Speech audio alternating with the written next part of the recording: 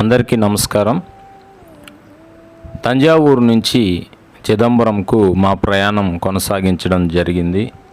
మార్గ మధ్యంలో కుంభకోణంను సందర్శించాము. అలాగే కొన్ని ఆలయాలని సందర్శించడం జరిగింది. ముఖ్యంగా శ్రీరామచంద్రుడు ప్రతిష్ఠించిన 108 శివలింగాల ఆలయాన్ని మరియు కుంభకోణంలోని ఆదికుంభేశ్వర ఆలయం మరియు సారంగపాణి ఆలయం, కాశీ విశ్వనాథ ఆలయాన్ని సందర్శించడం జరిగింది. ఈ వీడియోలో మీకు మేము సందర్శించిన ఆలయాలు, వాటి చారిత్రక విషయాలు తెలియజేసే ప్రయత్నం చేస్తాను. ఈ వీడియో మీకు నచ్చితే లైక్ చేయండి, షేర్ చేయండి, సబ్స్క్రైబ్ చేసుకోండి.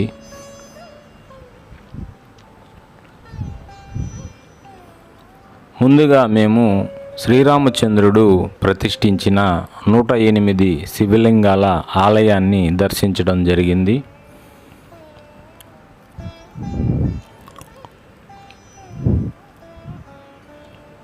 ఈ ఆలయం చిదంబరం నుంచి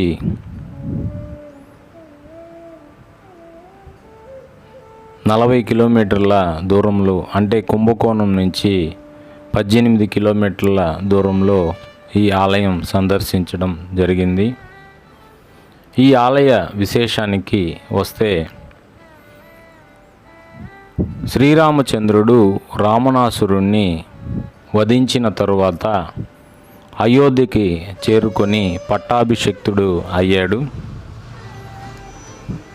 తదనంతరం ఆస్థాన పండితులు శ్రీరామచంద్రుడితో, స్వామి, నీకు ఒక పాపం అంటుకుంది.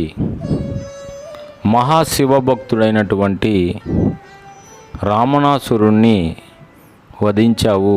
కాబట్టి రావణాసురుడు ఎంతటి చెడ్డవాడైనా గొప్ప శివభక్తుడు.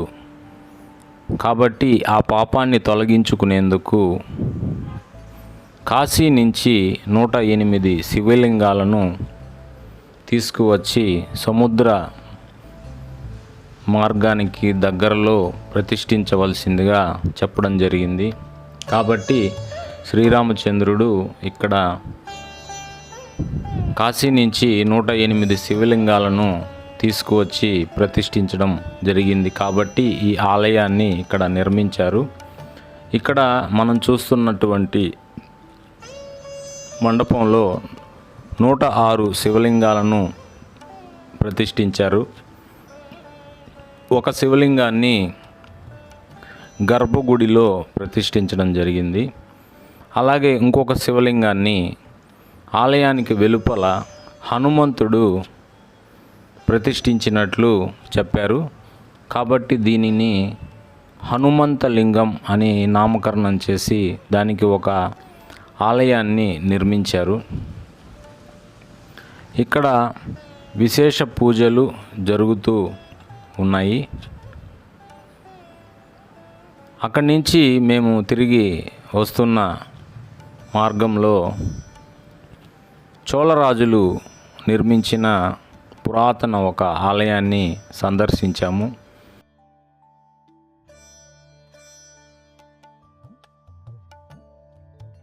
రెండవ శతాబ్దంలో నిర్మించినట్లు అక్కడ కొన్ని శిలాఫలకాలను చూసాము.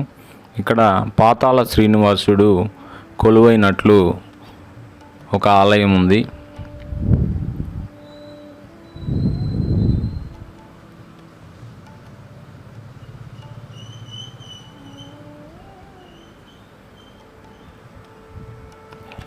మీరు చూస్తున్నటువంటి ఈ గోపురం ఆదికుంభేశ్వర ఆలయానికి మెయిన్ ద్వారము.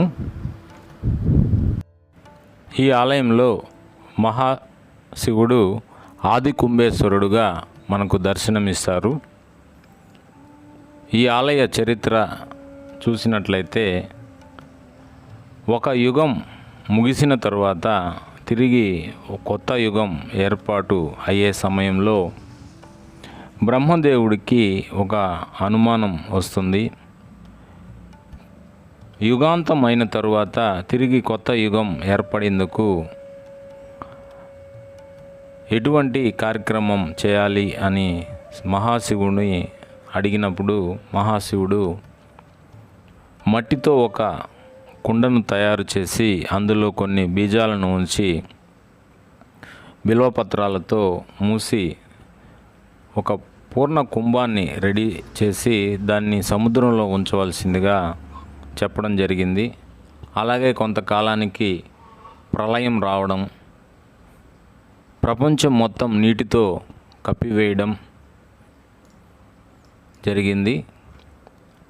మహాశివుడు తన విల్లు మరియు బాణం ద్వారా ఆ కుంభాన్ని ఛేదించి అందులోని విత్తనాలను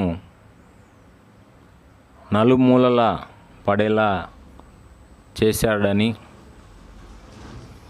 తద్వారా తిరిగి కొత్త యుగం ప్రారంభమైందని చరిత్రలో చెప్పడం జరిగింది. ఈ ఆలయాన్ని 9వ శతాబ్దంలో చోళ సామ్రాజ్య కాలంలో నిర్మించబడినది. ఈ ఆలయం శివునికి అంకితం చేయబడింది. ఇక్కడ శివలింగం దిగువన విశాలంగా మరియు పైభాగంలో సూది ఆకారంలో ఇరుకైనదిగా కనిపిస్తూ ఉంటుంది. ఈ లింగాన్ని శివుడు స్వయంగా తయారు చేసినట్లు నమ్ముతారు. స్వామివారి సతీమణి మంత్రపీఠేశ్వరి మంగళాంబికా మందిరం కుంభేశ్వరుని ఆలయానికి ఎడమ వైపున ఉంది. కుంభేశ్వర ఆలయం విలక్షణమైన ద్రావిడ శైలిని ప్రతిబింబించే నిర్మాణ అద్భుతం. ఇది 9 అంతస్తులు మరియు 128 అడుగుల ఎత్తు కలిగిన ఒక పెద్ద దేవాలయం. ఈ ఆలయం యొక్క ప్రత్యేక లక్షణం 27 నక్షత్రాల గుర్తు మరియు 12 రాశి చక్రాలు. అవి ఒకే పెద్ద రాతి నుంచి చెక్కబడ్డాయి. ఇది ఒక గొప్ప ఇంజనీరింగ్ నైపుణ్యానికి తార్కాణంగా మనం చెప్పవచ్చు. ఈ ఆలయంలో గణపతి, అలాగే సుబ్రహ్మణ్య స్వామి, అలాగే దక్షిణామూర్తి యొక్క ఇతర ఆలయాలు కూడా ఉన్నాయి. మనం ప్రతిష్టాత్మక విద్యా సంస్థలు, చెక్కిన పంచలోక విగ్రహాలు, పట్టు ఉత్పత్తులు, ఇత్తడి మరియు లోహ వస్తువులకు ప్రసిద్ధి చెందింది. మరియు ఇక్కడి దేవాలయాలు వాటి సున్నితమైన స్తంభాలు, గోడలపై ఊహాత్మక చిత్రాలు మరియు పౌరాణిక కథలు ప్రసిద్ధి చెందాయి. కుంభకోణంలో దర్శించవలసిన మరో ముఖ్యమైన ఆలయం కాశీ విశ్వనాథ ఆలయం.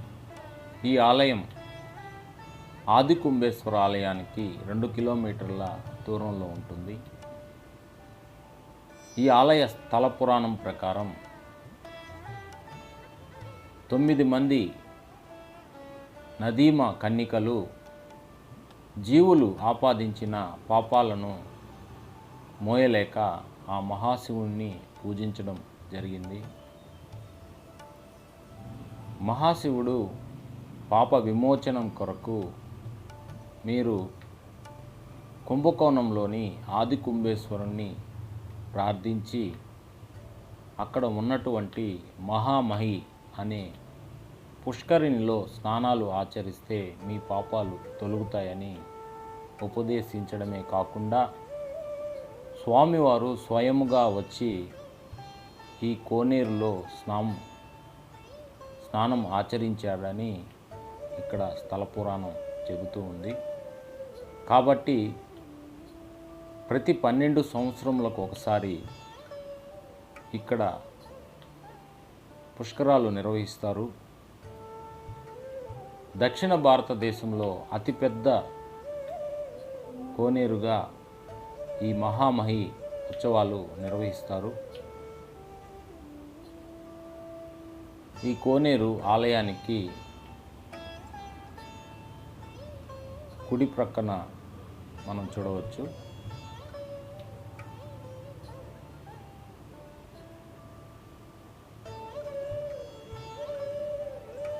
అక్కడి నుంచి మా ప్రయాణం చిదంబరం వైపు కొనసాగింది.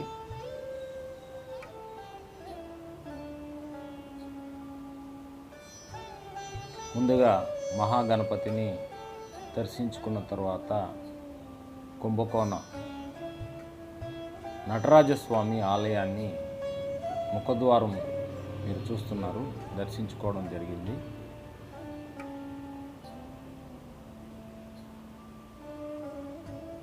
ఈ ఆలయ గోపురానికి ఇరువైపులా వివిధ నాట్య భంగిమలలో మనకు శిలారూపాలు దర్శనమిస్తూ ఉంటాయి. అలాగే పండితులు భక్తులను ఆశీర్వదిస్తున్నట్లుగా కనిపిస్తూ ఉంటుంది.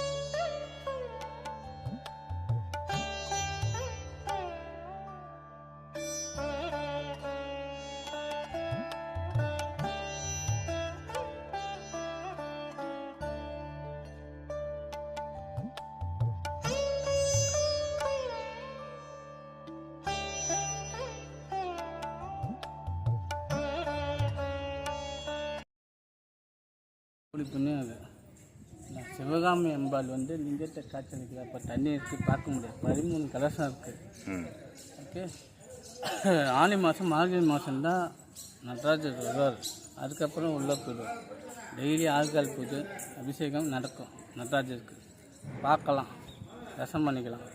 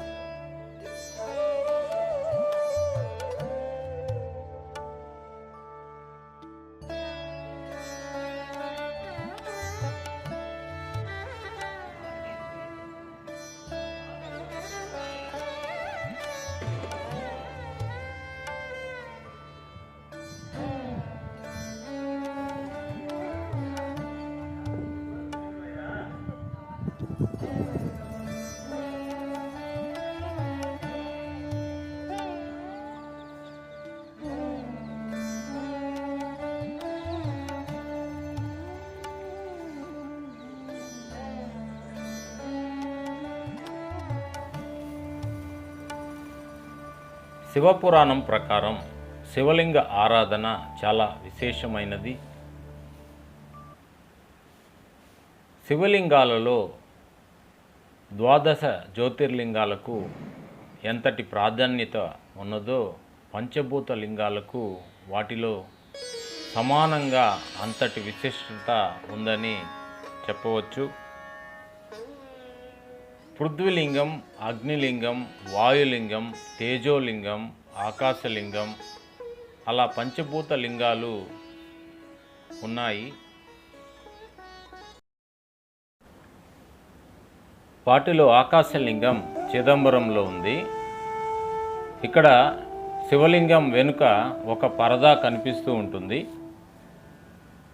దాని వెనుక మనకు ఎటువంటి ఆకృతి ఉండదు, అంతా శూన్యంగా ఉంటుంది. ఆకాశం అనంతంగా ఉన్నప్పటికీ పూర్తిగా శూన్యంగా ఉంటుంది. అందుకే దాని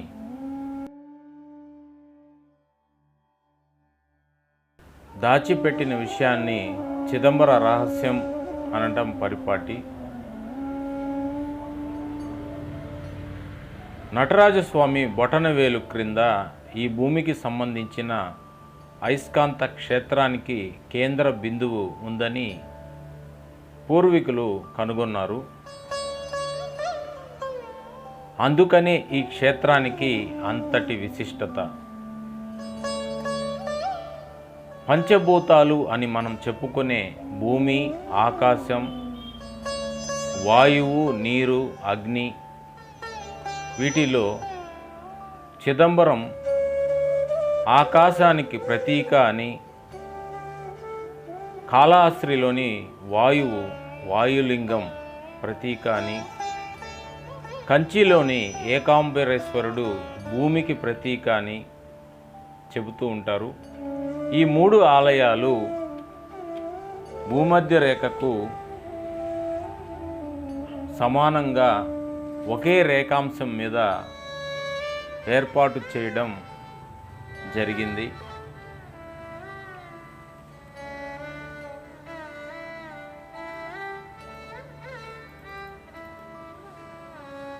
మానవ శరీరానికి పోలిన ఈ ఆలయం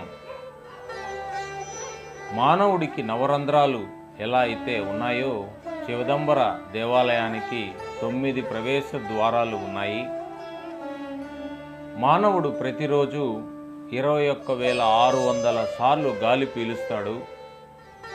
ఈ దేవాలయం పైన 21,600 బంగారపు రేకులు తాపటం వేశారు.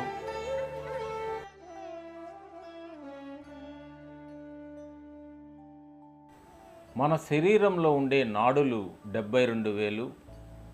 ఈ బంగారు రేకులు తాపటం వేసేందుకు 72,000 బంగారు మేకులను వాడారు. అలాగే దేవాలయంలో పొన్నాంబలం ఎడమవైపుకు ఉంటుంది. అంటే అది మన హృదయస్థానం. అక్కడికి వెళ్ళడానికి పంచాక్షర పడి ఎక్కాలి. అది నమశివాయ పంచాక్షరిని సూచిస్తుంది. కనక సభలోని 4 స్తంభాలు 4 వేదాలకు ప్రతీకలు.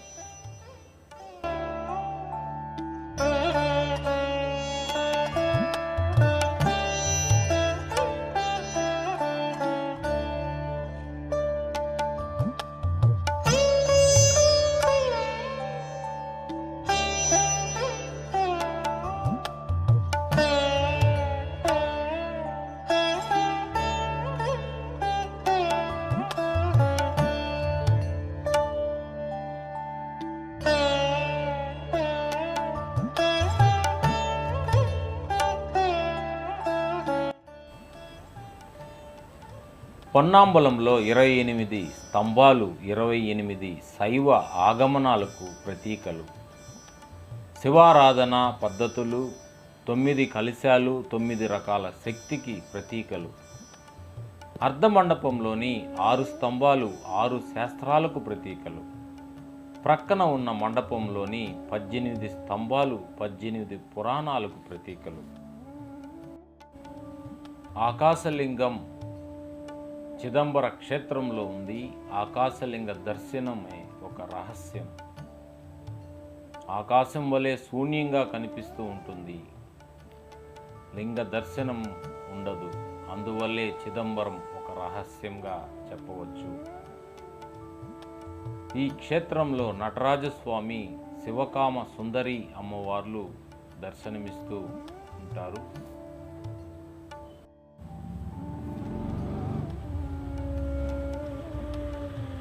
ఈ క్షేత్రానికి ఒక విశిష్టమైన కథనం ఉంది. ఒకనాడు మహాశివుడు పార్వతీదేవి నాట్యంలో నేను గొప్ప అంటే నేను గొప్ప అని వాదనలు పడ్డారు. వారిలో ఎవరు గొప్ప అనే విషయానికి తెలుసుకునేందుకు గాను మహావిష్ణువుని న్యాయ నిర్ణేతగా ఉంచి ఒక నాట్య మండపాన్ని దేవతలు నిర్మించారు. ఆ నాట్య మండపంలో శివపార్వతులు ఇద్దరు నాట్యాన్ని చేస్తున్న సందర్భంలో మహాశివుని చెవి దిద్ది భూమికి చేరింది. దానిని మహాశివుడు తన కాలి బ్రొటన వేలుతో తీసి నాట్యం చేస్తుండగానే చెవికి అమర్చుకోవడం జరిగింది.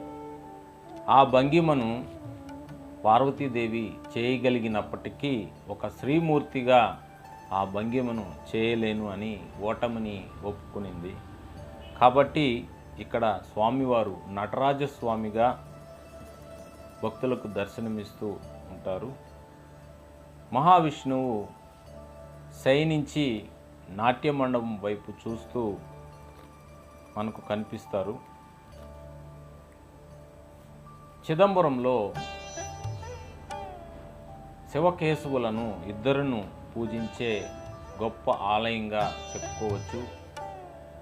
మూల విరాట్లుగా పరమశివుడు మహావిష్ణువు మనకు ఈ ఆలయంలో దర్శించడం గొప్ప విశేషం.